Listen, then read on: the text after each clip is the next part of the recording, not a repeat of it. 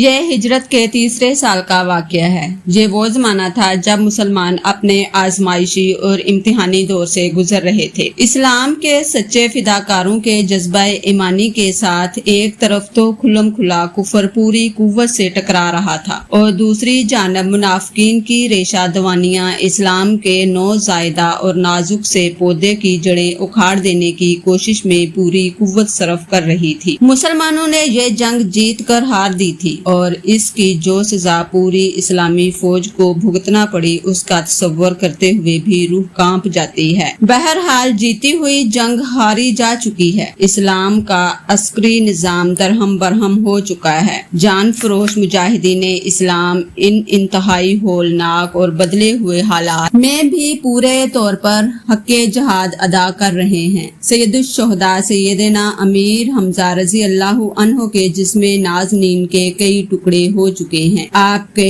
عزائے مقدس کا مسئلہ کیا جا چکا ہے اور عرب کی خونخوار عورت ہندا آپ کا کلیجہ چبا رہی ہے۔ سرکار دو عالم صلی اللہ علیہ وآلہ وسلم خود بھی دشمنوں کے تیروں اور پتھروں کی جلغار کی زد میں آئے ہوئے ہیں۔ آپ کا چہرہ انور زخمی ہو چکا ہے۔ آپ کے خود مبارک کی کڑیاں وشمس رخساروں میں دھنسی ہوئی ہیں۔ کفار کی طرف سے آواز بلند ہوتی ہے کہ محمد عربی کو قتل کر دیا گیا ہے، اب باقی کیا ہے؟ یہ ابلیسی صدا سن کر مسلمانوں کے پاؤں اکھڑ گئے، مگر پھر جذبہ انتقام نے چند سرفروش مجاہدین کے سینوں میں بجلیاں بھر دی اور پھر ان بجلیوں نے کفر کے خرمن کو جلا کر رکھ دیا۔ کفر کے بادل چھٹ گئے۔ مسلمانوں کی بچی کھچی فوج نے چند ستاروں کے جھرمٹ میں آمنہ کے چاند کو بھی زخمی حالت میں دیکھ لیا۔ ادھر تو یہ عالم تھا اور ادھر منافقین مدینہ نے شیطان کی آواز کو مدینہ کے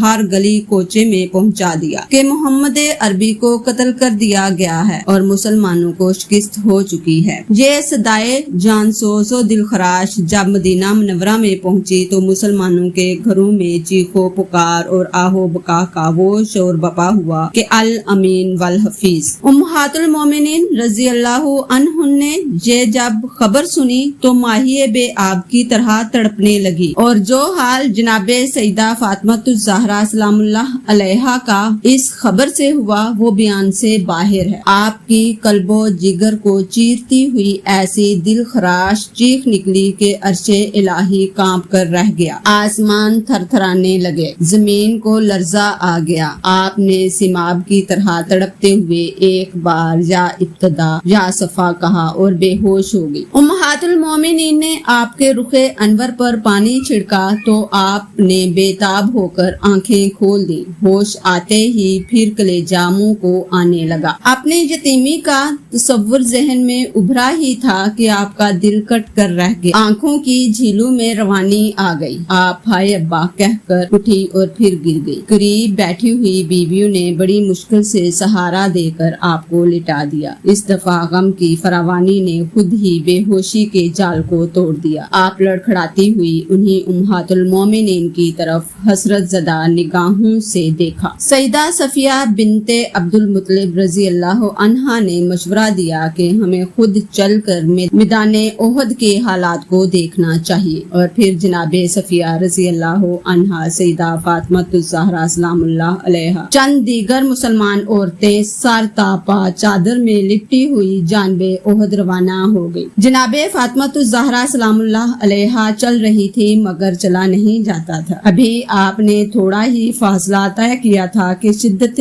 غم سے قدم لڑکھڑانے لگے۔ آپ چادر میں لپٹی لپٹائی یا ابتہ کے صدائے المناک دے کر ایک دیوار سے ٹیک لگا کر بیٹھ گئی۔ جو خواتین آپ کے ساتھ تھیں وہ آپ کو جھرمٹ میں لیے زارو قطار روتی جا رہی تھی۔ ابھی چند ساعتیں ہی گزری تھیں کہ سامنے والے گھر سے ایک بی بی باہر نکلی اور آپ کے قریب آ گئی۔ حالات سے آگاہی حاصل کرنے کے بعد اس نے عرض کیا کہ میں بھی میدان احد کی طرف جا رہی ہوں، میرے سب گھر والے بھی رسول اللہ صلی اللہ علیہ وآلہ وسلم کے ساتھ گئے ہوئے ہیں، آپ اسی جگہ تشریف رکھیں، میں تمام حالات کی خبر لے کر ابھی آپ کی خدمت میں واپس آتی ہوں۔ مجھے یقین ہے کہ آپ کے والد گرامی کو کوئی شہید نہیں کر سکتا، وہ انشاءاللہ العزیز بالکل خیریت سے ہوں گے، آپ تسلی رکھیں، میں بہت جلد حاضر خدمت ہو کر آپ کو خوشخبری سناؤں گی۔ جناب سیدہ فاطمۃ الزہرا سلام اللہ علیہا نے اس عورت کا شکریہ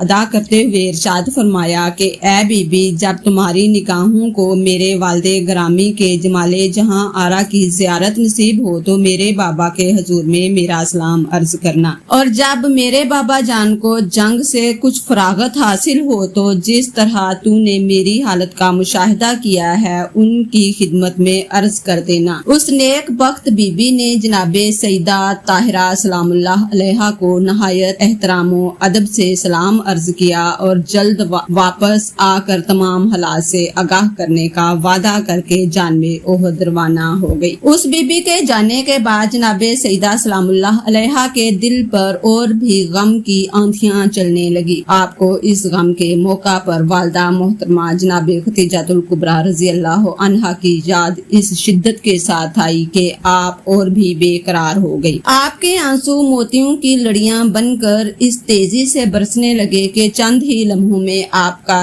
چہرہ انور بھیگ گیا۔ آپ اس قدر سوز و غم اور درد و الم میں ڈوب کر فریاد کرنے لگی کہ جس کے بیان کرنے کی طاقت نہ قلم میں ہے نہ زبان میں۔ آپ خیالوں میں اپنے ابا جان سے اس قسم کی باتیں کرنے لگی، کاش آج میری والدہ ختیجہ الکبریٰ زندہ ہوتی اور میری اس بے کسی اور یتیمی کا سہارا بنتی، میری غربت اور تنہائی کے زخموں پر اپنے پیار کا مرہم رکھی۔ ہائے میں اس زمانہ غربت میں اپنے دل کا حال کس کو سناؤں، ہائے میری یتیمی اور بے کسی کہ نہ چچا نہ تایا، نہ بہن نہ بھائی، نہ ماں نہ خالہ اور نہ ہی کوئی اور جو اس وقت سہارا دیتا۔ ایک باپ کی ذات اقدس تھی جن کے چہرہ انور کو دیکھ کر سب غم دور ہو جاتے تھے، اکیلے پن کا احساس ختم ہو جاتا تھا، ہر دکھ کا مداوا ہو جاتا تھا، مگر آج تو اس ذات اقدس سے متعلق بھی غلط افواہیں پھیلی ہوئی ہیں۔ پھر اس حالت میں جناب سیدہ فاطمۃ الزہرا سلام اللہ علیہا کو قرار کس طرح آتا؟ مختصر یہ کہ ادھر تو آپ کے والد گرامی کے غم نے گھائل کر رکھا ہے اور آپ کی حالت لمحہ بلمحہ بگڑتی جاتی ہے، اور ادھر آپ کا پیغام لے کر جانے والی بی بی میدان احد میں پہنچ جاتی ہے۔ میدان احد کا دردناک نظارہ کرتے ہی اس نیک بخت بی بی کی چیخ نکل گئی۔ سب سے پہلے شہداء کے جو لاشیں اس نے دیکھے ان میں اس کے باپ کا لاشا بھی تھا۔ باپ کی لاش کو خون میں لت پت دیکھ کر دل میں ہوک اٹھی، دل میں خیال آیا کہ باپ کی لاش پر سر رکھ کر ایک بار جی بھر کر رو لوں، مگر فوراً ہی جناب سیدہ فاطمۃ الزہرا سلام اللہ علیہا کا خیال آ گیا کہ وہ بھی اپنے باپ کے غم میں بے قراری کے عالم میں میرا انتظار کر رہی ہیں۔ یہ خیال آتے ہی نہایت تیزی سے قدم آگے بڑھنے لگے۔ چند ہی قدم پر اسے اپنے بھائی کا کٹا پھٹا لاشا بھی نظر آ گیا۔ بھائی کی لاش کو دیکھا تو بے ساختہ سینے سے ایک دل دوز چیخ نکل گئی۔ بہن کا رشتہ بھی عجیب رشتہ ہوتا ہے، بہن کوئی بھی ہو اپنے بھائی کے لیے مجسمہ ایثار ہوتی ہے۔ بھائی بہن کو ملنے جائے تو اسے یوں معلوم ہوتا ہے جیسے اسے پوری کائنات مل گئی ہے۔ بہرحال جب اس بی بی نے بھائی کی لاش کو دیکھا تو سینے میں غم و الام کی آندھیاں چلنے لگی۔ جی میں آیا کہ دم بھر بھائی کی لاش سے چمٹ کر رو لوں، مگر جناب سیدہ زہرا سلام اللہ کا پیغام یاد آ گیا۔ محبت رسول اور وعدہ بنت رسول بھائی کی محبت پر غالب آ گیا۔ داہنی طرف نظر اٹھا کے دیکھا تو ایک اور ہی کربناک نظارہ نظر آیا۔ اس کا لختے دل، اس کی آرزوؤں اور امیدوں کا جہان، اس کا پیارا بیٹا خاک و خون میں تڑپ رہا ہے۔ جسم پر تیروں اور تلواروں کے کئی گہرے زخم لگ چکے ہیں، ہر زخم سے خون کے فوارے چھوٹ رہے ہیں۔ بیٹے کو زندگی اور موت کی کشمکش میں دیکھا تو ماں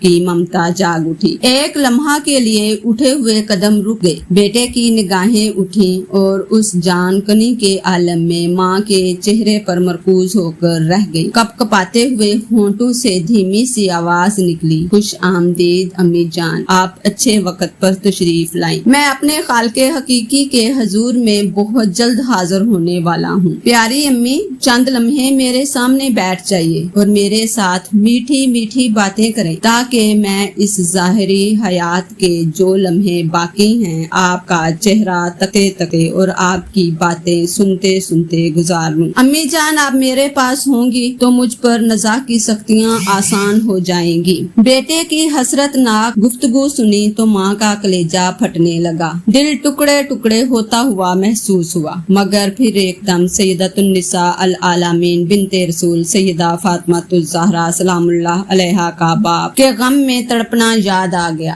محبت رسول دو عالم صلی اللہ علیہ وآلہ وسلم نے ماں کی ممتا پر غلبہ حاصل کر لیا۔ اس پیکرے عشق رسول اور سیدہ فاطمہ الزہرا سلام اللہ علیہا کی کنیز نے بیٹے کو مخاطب کر کے فرمایا، اے میری متائے عزیز، اے شہید مادر ماں، دل تیرے فراق میں گریا اور تیری محبت کی آگ میں بریاں ہے۔ اے میرے لال، تیرے اس وقت آخر اور تیری محبت نے میرے دل میں غم و الام کی آندھیاں چلا رکھی ہیں، مگر میرے بیٹے میں مجبور ہوں۔ میں دختر رسول علیہ السلام کو جس عالم میں چھوڑ کر آئی ہوں اس کا تقاضا یہی ہے میں تجھے اس حال میں چھوڑ کر پہلے سرکار دو عالم صلی اللہ علیہ وآلہ وسلم کو تلاش کروں۔ میرے بیٹے دختر رسول میرا انتظار کر رہی ہیں، میں ان کے باپ کی خبر پہنچاؤں۔ خدا حافظ میرے بیٹے، خدا حافظ۔ اس امتحان نے گاہے عظیم سے گزر کر وہ نیک کردار بی بی چند قدم آگے بڑھی تو اسے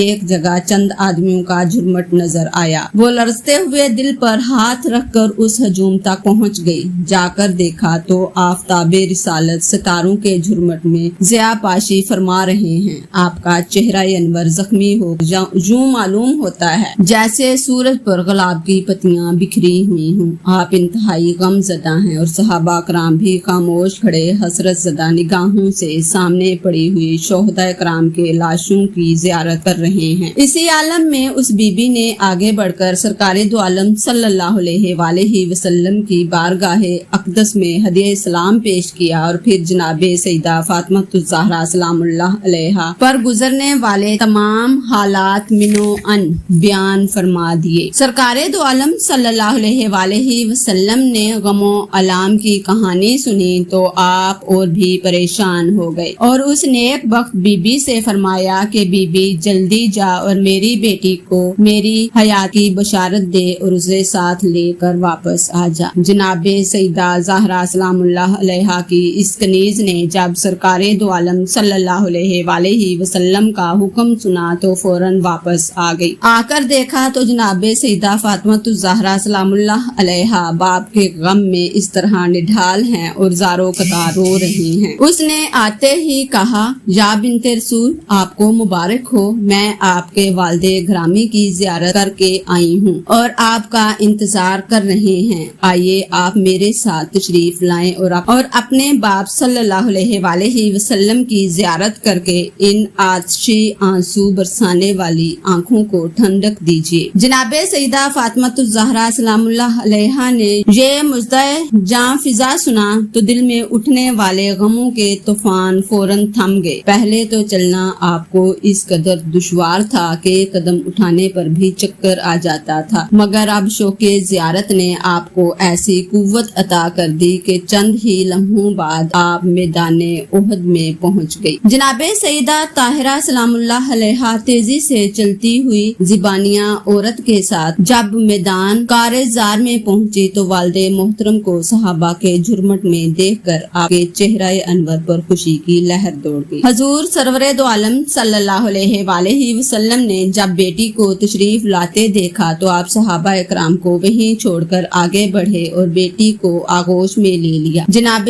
سیدہ سلام اللہ علیہا نے باپ کے چہرہ انور کو خون آلود دیکھا تو تڑپ کر رہ گئی اور زارو قطار رونے لگی۔ آپ اس طرح ہچکیاں لے لے کر رو رہی تھیں کہ حضور بھی بےتاب ہو گئے۔ پھر آپ نے تسلی دیتے ہوئے فرمایا کہ بیٹی صبر کرو، ہمارے لیے صبر و شکر ہی مناسب ہے۔ حضور کے چہرہ انور سے خون ابھی تک بہ رہا تھا جسے آپ کپڑے میں جذب فرما رہے تھے تاکہ یہ خون مقدس زمین پر گرنے نہ پائے۔ مدارج نبوت وغیرہ میں ہے کہ اگر آپ کا خون زمین پر گر جاتا تو قیامت تک زمین نباتات پیدا کرنے کے قابل نہ ہوتی۔ بہرحال جناب سیدہ انتہائی اندو غم کے عالم میں بہتے ہوئے خون کو روکنے کی تجاویز کرنے لگی۔ پہلے تو آپ نے باپ کے زخموں کو دھویا اور اس حالت میں آپ روتی بھی جا رہی تھی اور زخموں کو دھوتی بھی جا رہی تھی، اور حضرت علی کرم اللہ وجہ الکریم لوٹے سے پانی بھی گرا رہے تھے اور اشک بھی برسا رہے، مگر پانی بہانے سے بھی خون بہنا بند نہ ہوا۔ یہ حالت دیکھ کر جناب سیدہ سلام اللہ علیہا کی پریشانی میں مسلسل اضافہ ہوتا جا رہا تھا۔ پھر آپ نے جلدی سے ایک کپڑا جلایا اور اس کی راکھ زخموں میں بھر دی۔ راکھ کا بھرنا تھا کہ خون بہنا بند ہو گیا اور آپ کو تھوڑا سا اطمینان نصیب ہوا۔